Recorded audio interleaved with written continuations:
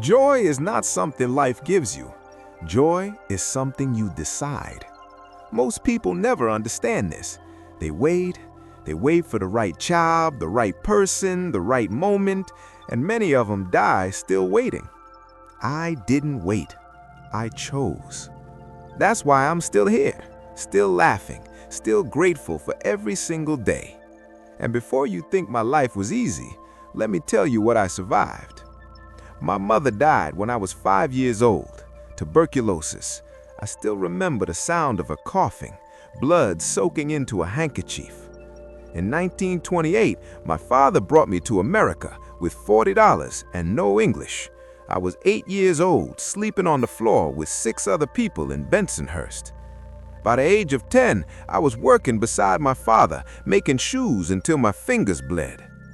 Then there was my first wife, Anna Maria, the most beautiful woman I ever saw.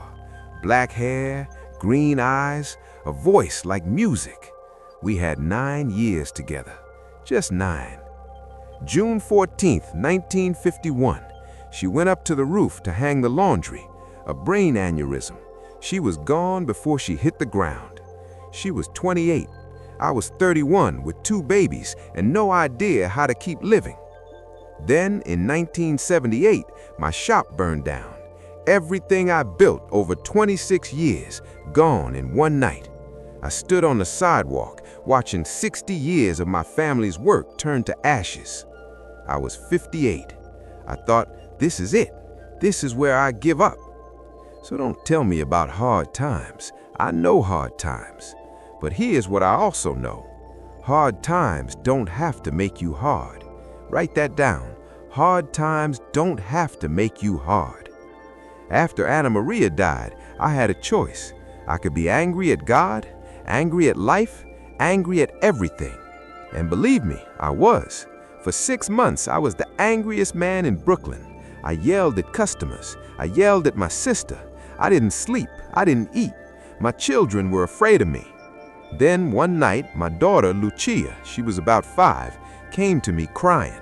She said, "Papa, why are you so mad? Did I do something wrong?" And in that moment, I saw it.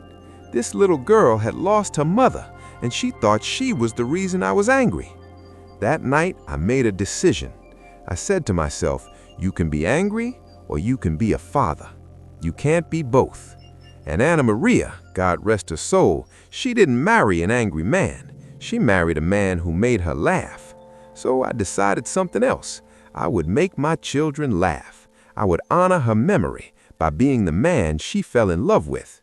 Not because I wasn't sad. I was sad every day, for years, but I chose love anyway.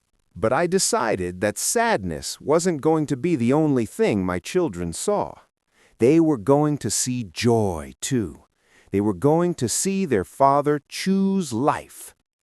So here's what I want you to understand. Right now, you're going through something. Maybe you lost someone. Maybe you lost something. Maybe life knocked you down so hard you don't know how to stand back up. I'm not going to tell you to pretend it doesn't hurt. It hurts. Feel it. But then, and this part matters, then you choose. What comes next is your decision. No one else can make it for you. Now let me tell you about Gloria. It was 1990. I was 70 years old. I hadn't been with a woman in almost 40 years. I went to a church potluck. I'll be honest, I only went for the lasagna. And then I saw her across the room. She was laughing at something, and her entire face lit up. And I thought to myself, that's the most beautiful thing I've seen in 40 years. Her name was Gloria Washington. She was black. She was 62, a retired nurse. When I walked over to talk to her, half the room stopped eating just to stare. An old Italian man and a black woman in Brooklyn, 1990. The looks we got, unbelievable. My own son, Enzo, didn't speak to me for 2 years after I married her. 2 years.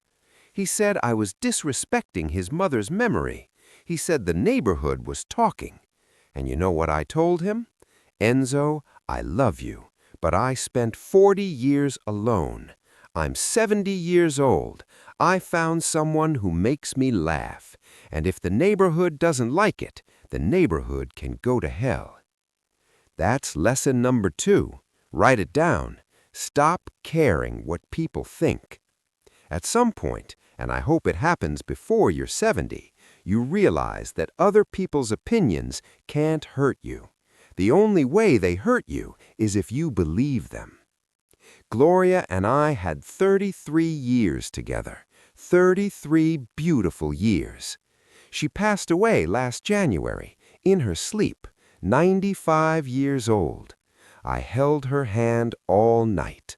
I miss her every single day. But you know what? She would be furious with me if I stopped laughing. She'd say, "Don't you dare sit around feeling sorry for yourself. We had 33 years. That's more than most people ever get." And she's right.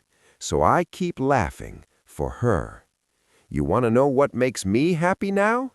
Coffee in the morning, sunlight coming through the window.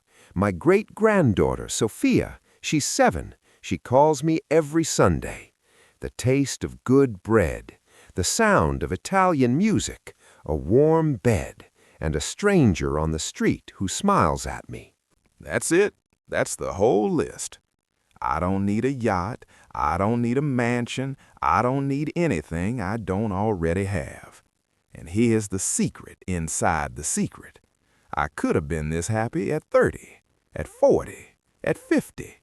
But I was too busy chasing things that didn't matter. Too busy worrying. Too busy being afraid. Lesson number 3, and this is the most important one. Happiness is not at the end of something. It's not waiting for you when you get the job, the house, the money, the whatever. Happiness is right here, right now, in the things you already have. But you have to open your eyes to see it. Most people walk right past it every single day. So tonight, when you're done watching this, I want you to do something. Sit down, look around, find 3 things you're grateful for. Not big things, small things. The way your dog looks at you, the sound of your kids laughing, the fact that you can breathe without thinking about it. Start there. Gratitude is like a muscle. You have to use it every day. And if you do, I promise you, your life will change. I'm 106 years old. I lost my mother at 5. I lost my first wife at 31. I lost my shop at 58. I lost Gloria last year. I should be the saddest man in the world, but I'm not, because every morning I wake up and I say, "Grazie, God, thank you for one more day. What are we going to do with it?" That's the secret. That's the whole secret. You choose joy every single day. Not because life is easy, life is hard. Not because bad things don't happen, they happen all the time. You choose joy because the alternative is misery, and misery is a waste of whatever time you have left. My mother used to say, and I remember this even though I was only 5, "Salvatore, life is beautiful if you look at it the right way."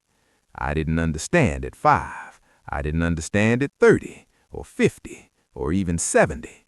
But now, at 106, I finally understand. Life is beautiful, not perfect, beautiful, with all the pain, all the loss, all the hard times, beautiful, and you only get one. So stop waiting to be happy. Stop waiting for everything to be okay. Choose joy now, today, while you're still here to choose it. That's the secret.